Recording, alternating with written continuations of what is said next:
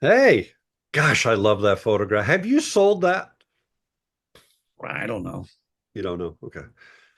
Gosh, that's so cool. They are such unique Yeah, yeah.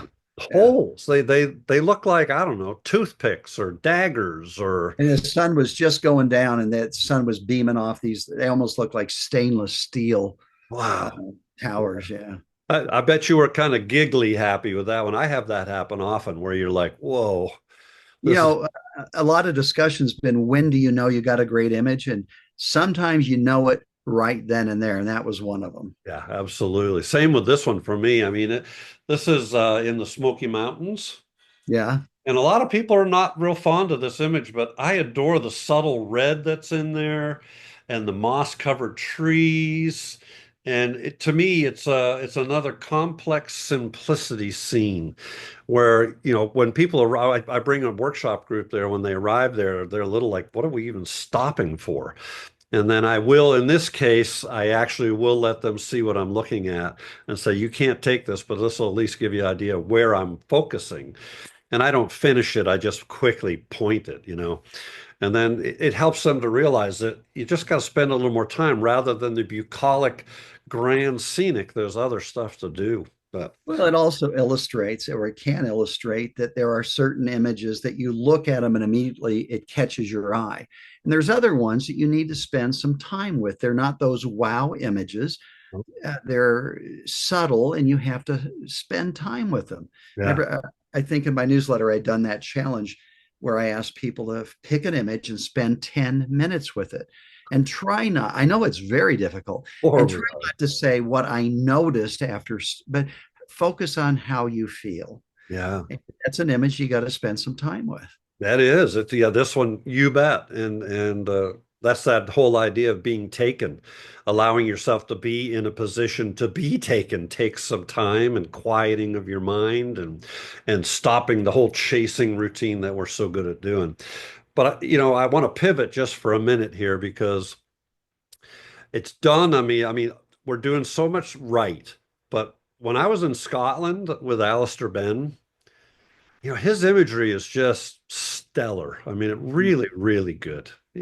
Unfortunately, a lot of it's color, so you're not going to give a crap. But anyways, he does do some black and white too, but his imagery is really good. And I was blown away with specifically the quality. I mean, you talk about sharp, I mean, tack sharp images. And I started paying attention to what he was using in the field. Well, duh. He's got the Fuji GFX 102 or There S. you go.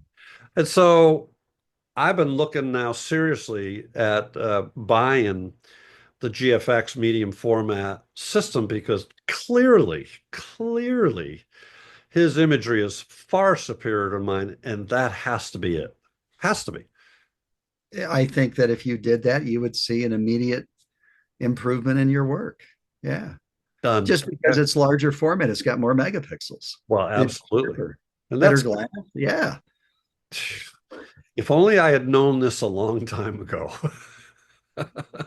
A new camera, that's all I need. Okay, obviously a little tongue in cheek there, folks, but I used to be that way. I was all about the equipment. I've told you this story. I don't think I've told them this story.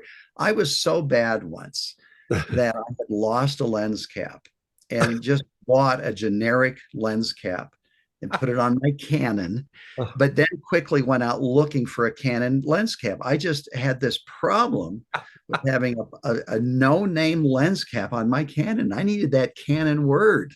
isn't I, that amazing? yeah, I mean, how was that important to anything?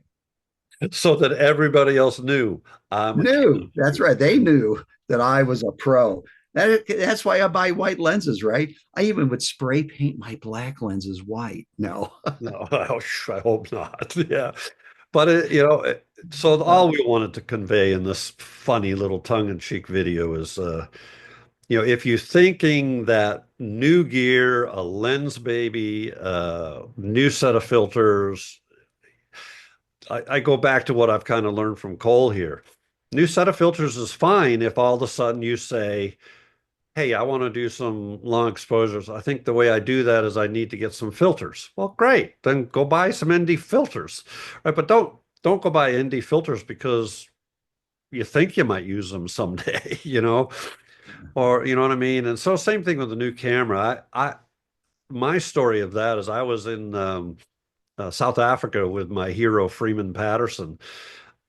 And I mean, I put him on the highest pedestal possible. I just adore Freeman, still do.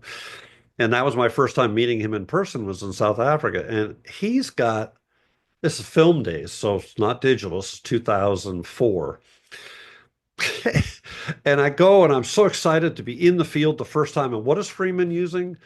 An old piece of crap Minolta camera. And he's got one of those pistol grip ball heady things.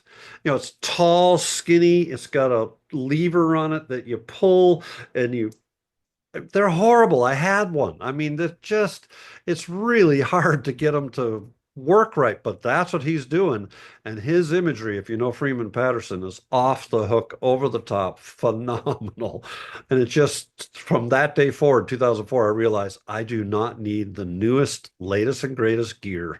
If Freeman Patterson can be blowing my mind, that's all I need. And I think of a slide you have in one of your presentations.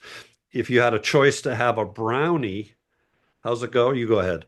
You could have the world's best equipment, but you couldn't have your vision, or a simple Kodak brownie with your vision. What would you choose? Yeah. And I think instinctively, most of us would want the world's greatest equipment because somehow, even if we don't link the two, we do think better equipment means better photographs. Yeah. Brooks makes some good points recently in his Here's a Thought. And if you don't subscribe to Here's a Thought, it's a free 4-minute audio clip every day with a thought, and it keeps things in your mind. And a couple of them have been about how good of a camera do we really need? For most people who aren't even printing their work or never print it past, say, on a 13 by 19 sheet, probably a 20 megapixel is way sufficient. Yes. In fact, I think if I have what Brooks said right, anything he's published could be easily shot with a 20 megapixel camera. Yep. An APC 20 megapixel camera would be sufficient, more than sufficient for lens work. Yes. There you go. Oh crap. So I don't need the GFX because it's really. And that's why I don't like gadget or equipment driven photography, where the latest, what is the current fad? I know for a while it was astrophotography, and then it was long exposure, HDR, lens baby. And I'm not speaking against any of those if that's where your vision takes you. But for those of us who would follow the fad, buy the equipment, then run around looking at how to apply it, that's technique driven, equipment driven photography. Yeah. And I say find your vision, and whatever your vision requires you to use, that's what you ought to be using. Yeah, use that. You bet. Okay.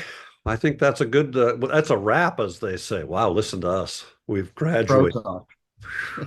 Professional YouTubers.